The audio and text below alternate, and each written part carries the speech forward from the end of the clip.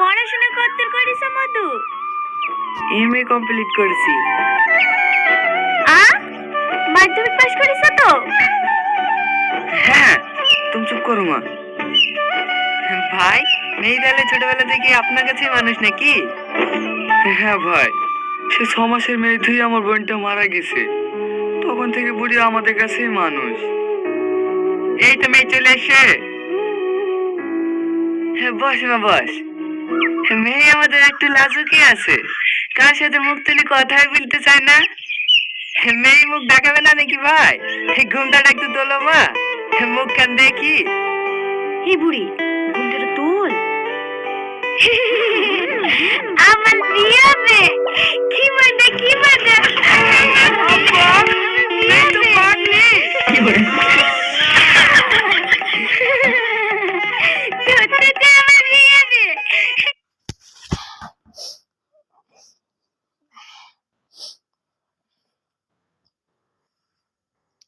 আমার চক্ষু এমন ভালো জায়গাটা কি বলে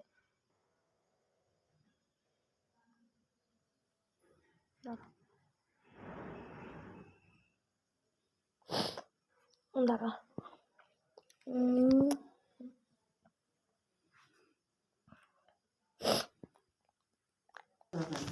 কবে একটা হয় না রে।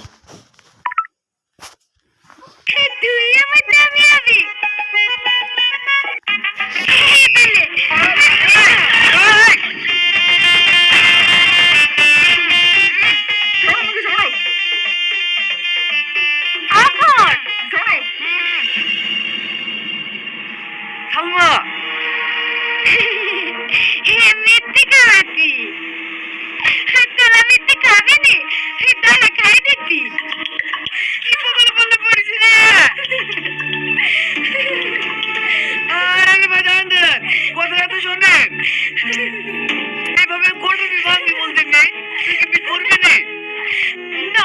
আমি তো তোমাদেরকে আগে বলে দিয়েছি বিয়ে করবো না, তাও তোমরা রোজ রোজ ছেলে দেখাতে আসলে আমি কি করবো?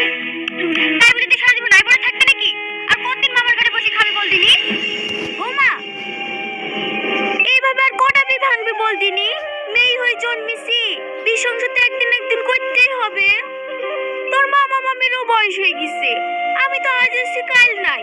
মরার আগে লাজ্জামের মুখখান দেখতে দেবেনি। নানি, তোর মামা মামিও তোর কথা ভেবে ছেলে পেলে লাইনি, ওদেরও তো একটা দায়িত্ব আছে। আর তাছাড়া পাড়ার লোকের কথা শুনেও বাঁচা যাচ্ছে না। লোকে তোর মামাকে ধরে ধরে বলে ভাগ্নিকার কতদিন ঘরে পুষবা। কাকে কি বুঝায়? ওই বুদ্ধিটুক থাকলে কি আর এরকম কাজ করে? কত ভালো ভালো ছেলের সম্বন্ধ আসছে, মেম সাহেব নাকি বিয়ে করবে না। জিদ হয়েছে জিদ, ছেলে দেখলে নাকি ঘৃণা লাগে। ওর মা যেমন বিষ খেয়ে মরেছে। সাথী, কি অবদল করছো? হ্যাঁ, আমি তো অবল তো বলি বকি, দেখবো ওর জন্য আমাদেরকে বিষ খেয়ে মরতে হবে। আমি আর পারছি নি। তোমাদের কাউকে বিষ খেতে হবে না, আমি খাবো। সালমা, সালমা, সালমা।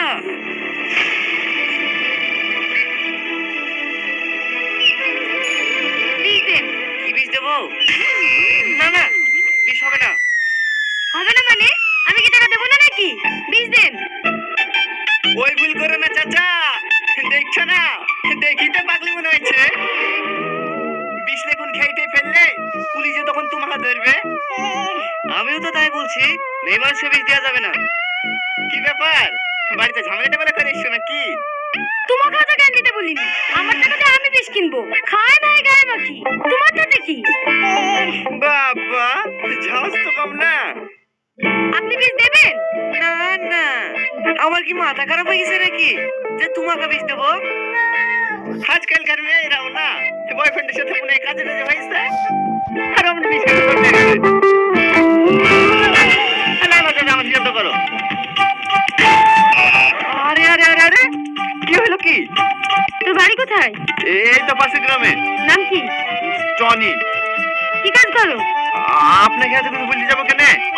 তোমার জন্য একটা কাজ আছে, করবা? কি কাজ? 1 ঘন্টা লেগে আমার বয়ফ্রেন্ড হতে হবে। আমি ওই টাইপের ছেলে না। আমি সত্যি সত্যি বয়ফ্রেন্ড আর কথা বলছি নাকি? তাহলে দেখি তো মনে হচ্ছে মনীষ খাটু, দিন 3-400 হয়, তাই তো? হ্যাঁ। এক কাজ করো, 1 ঘন্টার জন্য আমার বয়ফ্রেন্ড সেজে আমার বাড়ি চলো, তোমাকে 500 টাকা দেবো।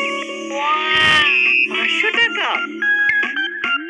চাচা এই সাইকেলটা দেখো, বিকালে এসে নিয়ে যাবো। আগে ম্যাডামের মুড়িশ কেটে আসি। ঠিক আছে।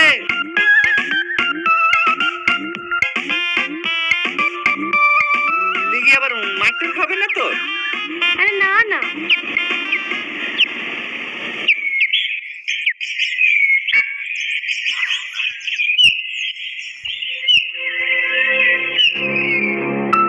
আরে বস তো, ও ঠিক চলে আসবে।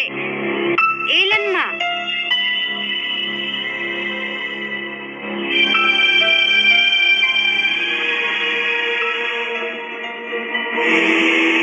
নানি, এত বেলা অব্দি কোনে ছিলে বলতিনি? সে কখন থেকে আমরা চিন্তায় বসে আছি। এই বুড়ি, এই ছেলেটা কে? এটা আমার বয়ফ্রেন্ড নানি। কি বয়ফ্রেন্ড নাকি? হ্যাঁ মামি, আমরা দুজন দুজনকে ভালোবাসি। ছি ছি ছি ছি ছি ছি, এই দিন দেখার লেগে তোকে আমরা মানুষ করেছি নু, তার লেগে তুই প্রত্যেকবার নাটক করে বিয়ে ভেঙে দিস না। হ্যাঁ। এই ছেলে, তোমার নাম কি? টনি। তোমরা একে অপরকে কতদিন থেকে চেনো? কি কি হলো বলো? 3 দিন? হ্যাঁ, 3 মাস? 3 বছর? 3 বছর? দেখিছো দেখিছো, তোমার ভাগ্নে 3 বছর ধরে পীড়িত করে, আর বিয়ের কথা বললে বলে কিনা আমার ছেলেদেরকে সহ্য হয় না। তা ছাড়ো বৌমা, যা হয়েছে হয়েছে। হ্যাঁ যাক, হ্যাঁ লাতি যাওয়ার যুগ তো আমাদের বেশ সুন্দর। কি করো তুমি? মাঠে? সারের দোকান আছে মামা, মাঠে ধরে বড় সারের দোকান। ও, তাহলে তুমি এই ছেলেটাকে বিয়ে করতে চাও নাকি? হ্যাঁ মামা। হ্যাঁ, তাহলে কালকে বললেন না দেখি বিপরীতে। না না, এভাবে হয় নাকি? ও দুদিন আমাদের বাড়িতে থাকুক, আগে ভালো করে দেখি, তারপর না হয় ভাবনা চিন্তা করা যাবে। না না, ওর কাজ আছে, খুব জরুরি কাজ নাকি মধু? না না নানি, সেরকম কিছু না। হ্যাঁ তাহলে আবার সমস্যা কি? হ্যাঁ 2 দিন থাকো মধু। আসো মধু, ঘরে আসো।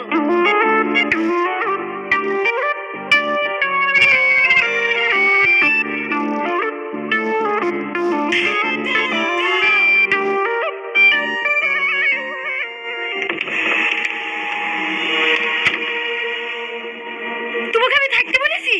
না, তাহলে থাকলা কিসের লাগি? গুরুজন ব্যক্তি, অত করে বললে না করা যায়? দেখো, তোমার সাথে যতটুকু কথা হয়েছে ততটুকু করবা, বেশি বেশি করতে যাবা না। ভয় দেখাচ্ছেন নাকি? বলে দেবে নাকি বাড়িতে? না না, থাক। পাগলি একটা।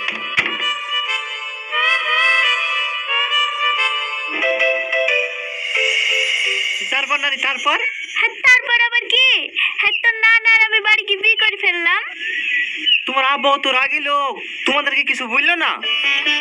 হ্যাঁ হ্যাঁ, প্রথম প্রথম তো মানতেই চাইনি, হ্যাঁ তারপর যখন তোর মামা হলো তখন সব ঠিক হয়ে গেছে। ও আচ্ছা নানি, সালমার আব্বু মার কি হয়েছিল? সালমার মা একটা ছেলেকে খুব ভালোবাসতো, আমরা কোনো আপত্তি করিনি, ওর পছন্দ ছেলের সাথে বিয়ে দিয়েছিলাম। বিয়ের পর মেয়েটুকু আমার খুব সুখেই ছিল। তারপর যখন সালমা পেটে আসে, ঠিক সেই সময় জামাই বিদেশে যায়। তারপর থেকে আমাদের সাথে আর কোনো যোগাযোগ রাখেনি। আমরাও অনেক খোঁজাখুঁজি করেছি, কিন্তু পাইনি। তারপর আমরা এদিক ওদিক থেকে খবর পেলাম সালমার বাপ নাকি শহরে গিয়ে আরেকটা বিয়ে করেছে। এই কথাটা শুনে মেয়ে আমার বিশাল ভেঙে পড়ে। তারপর একদিন দেখি মেয়ে আমার বেশ খেয়ে বিছানায় পড়ে আছে।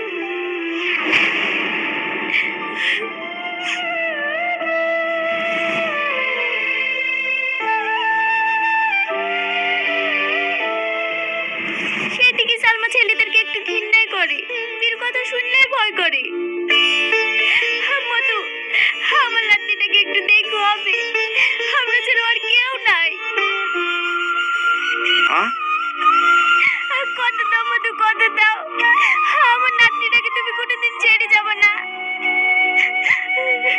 কথা দিলাম নানি, আমি সালমাকে কখনো ছেড়ে যাব না। শাড়িটাতে কিন্তু তোমাকে বেশ ভালোই মানাইছে। ভালো তো হবে, কে পছন্দ করে এনেছে দেখতে হবে না? আমার জামাই। ও মা, জামাই পাত খালি কেন? না না মা, কেড়ে ফেলবো। হ্যাঁ, কিছু বাজার করতে হবে। আশীর্বাদ। হ্যাঁ, তোর কিছু কেনাকাটা করার থাকলে তোর মামির সাথে কি করলিস?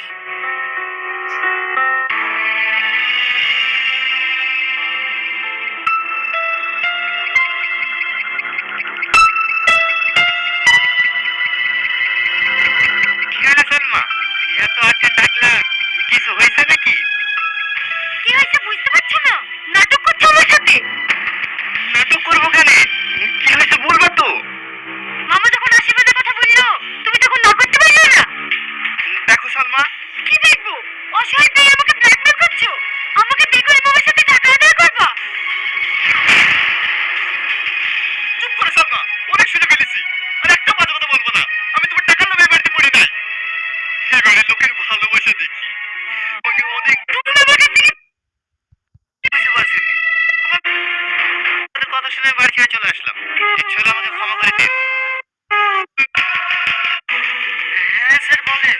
তোমার জামিন হয়ে গেছে। জেল থেকে বেরিয়ে কোথায় যাওয়া ভাবছো?